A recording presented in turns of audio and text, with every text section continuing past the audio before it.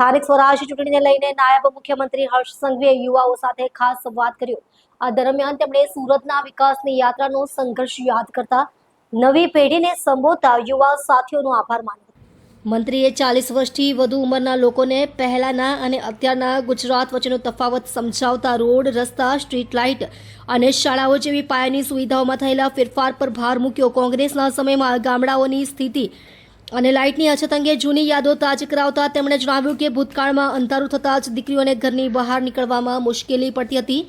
નાયબ મુખ્યમંત્રીએ વધુમાં જણાવ્યું કે મોદી સાહેબ ગુજરાતના મુખ્યમંત્રી બન્યા બાદ વિકાસના કામોમાં ગતિ આવી। ભાજપ અને નાગરિકોના સહયોગથી સુરતે દેશભરમાં નવી ઓળખ બનાવી છે। તેમણે યુવાઓને ચૂંટણી પ્રક્રિયામાં સક્રિય ભાગીદારી આપવા અનુરોધ કર્યો। યુવાન સાથીઓને હું સર્વપ્રથમ આપ સૌને અભિનંદન આપવા માંગુ છું, આપ સૌનો આભાર માનવા માંગુ છું।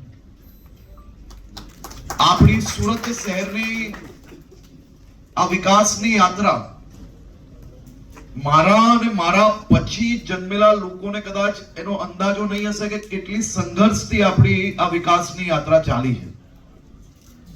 આજ આપણું સુરત શહેર, એ સુરત શહેર જ્યારે ટીમ ભારતીય જનતા પાર્ટી અને સુરત શહેરના નાગરિકોએ સાથે મળીને ખભે ઉચકીને એક પછી એક સમસ્યાઓનો હલ કરવા માટે પોતાના એમ કહેવાય ને કે આટલા વર્ષોનો સંઘર્ષ ના કર્યો હોત તો આપણું જ આ સુરત શહેર, એ સુરત શહેર દેશભરમાં કયા નામે ઓળખાતું હતું એને તમને અંદાજો નહીં હશે।